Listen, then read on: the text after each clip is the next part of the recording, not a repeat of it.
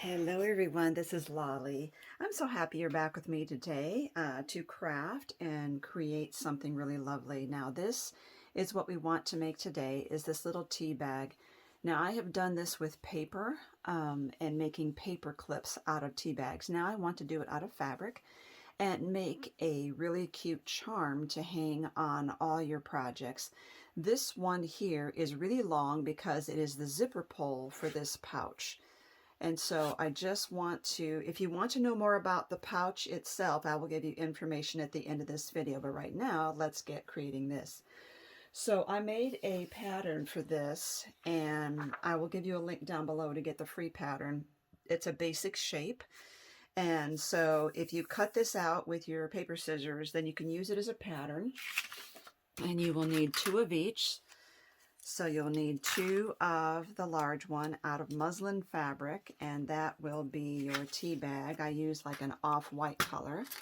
You will need 2 of the smaller ones in batting. Now, I happen to have a friend who gives me her batting scraps, and so that's what I have. But if you don't have any batting, you can also use felt. So we have 2 of those and 2 of those, and you'll need about a 5-inch long strip of whatever baker's twine or kind of cording you have that's kind of an off-white color. The first, and also I'm using this swivel lobster claw for my charm, and I'm going to take the 5-inch piece of the baker's twine, come through here like that, and then grab the 2 ends through the loop. You could make this as long as you want, so just because I said it's 5 inches doesn't mean that you can't change that. Okay, then what we want to do is take one of our pieces of the muslin, lay over that, and try to get that as centered as you can on the, and also it helps to have Fabri-Tac. So get that centered, and then I found it helpful to tack the pieces of the baker's twine in there, and then some on top as well. Center this on top of that, and I'm just going to go ahead and add another dot down here to really tack that batting to itself. Now you can pin or clip this. I'm using the fabric clips. And then I'm going to take this to the sewing machine and go all the way around it. You could also hand stitch this, so if you don't have a sewing machine or you don't sew, you can go all the way around this with your hand stitching as well.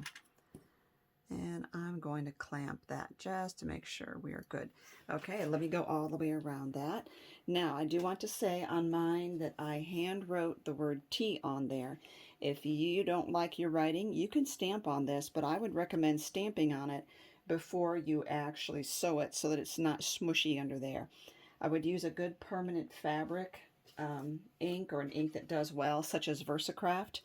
I have a fabric ink pad that is dry and I can't find my re-inker, so I chose to hand write my words.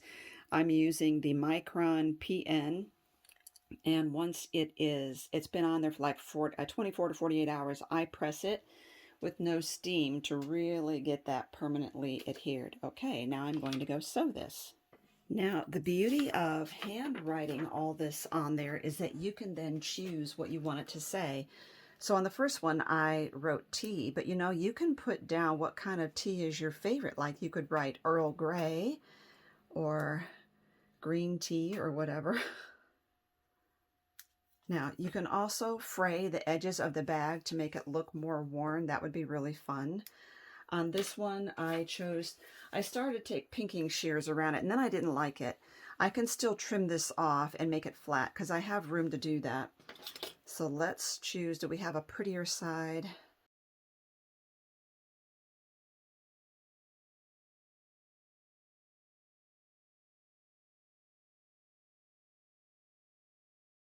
There we go. Okay, the other thing you can do is hang other things on here, But see, this one's pretty long and it might interfere with the look of, I mean, your ability to see the words here. Plus, I really just like this the way it is. However, you could put little tiny little flowers or whatever you want on there. Let me trim this up a little bit here so that at least they're even before it starts fraying. Now, there's one last thing that I think we need, and that is a staple right across here. It's not because it needs it to hold the structure together, because this is going to hold with that sewing and with the fabric tack. But, you know, a tea bag, it needs a staple, right? Right there, and perfect. Maybe a little higher up, but I just think it's gorgeous. So that is a very quick project. Now, I promised that I would tell you about this bag. So what happened was I just happened to see a few years ago, someone had shared online that they had made one of these. And so I did my research and found that it's in this book called Pretty Little Purses and Pouches. Here it is. There's the tea bag right there. It does require some quilting, you know, some quilting stitching in here. Now, here's my review of this book. I'm not a fan of it. I have to tell you, I think everything in it is outdated. Let's see, I don't know when this was made. 2008. It feels much older than that. I mean, I feel like most of the designs in this book are very unappealing to me. Like this, I find unappealing, but I realize that it would be appealing to some people.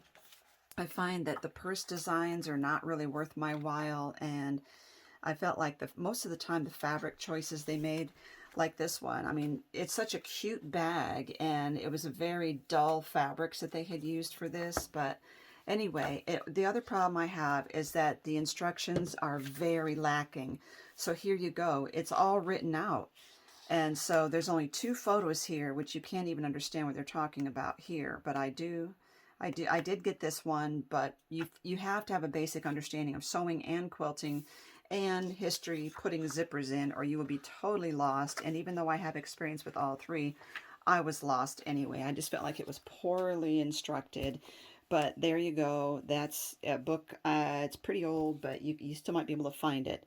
So you can make longer strips here if you want for a zipper pull, or you can make it really short for a little charm. And I think this is going to be really fun hanging on. Just think about some of the journals you're making or paper crafts you're doing even. How cute would that be to give to a friend? I just think they're really fun. So that was my quick little tutorial, and look below and up for the link to getting your free pattern here. And you can also use this in paper crafting. And so you can use this in paper crafting and even to make the paper clip tea bags that I've made in the past. And again, you can use felt. You can even use foam instead of the felt. And the reason I use 2 layers of the batting is that it kind of makes the baker's twine less noticeable through there, and it really has a nice look to it. Very, very fun. Thank you everyone for watching.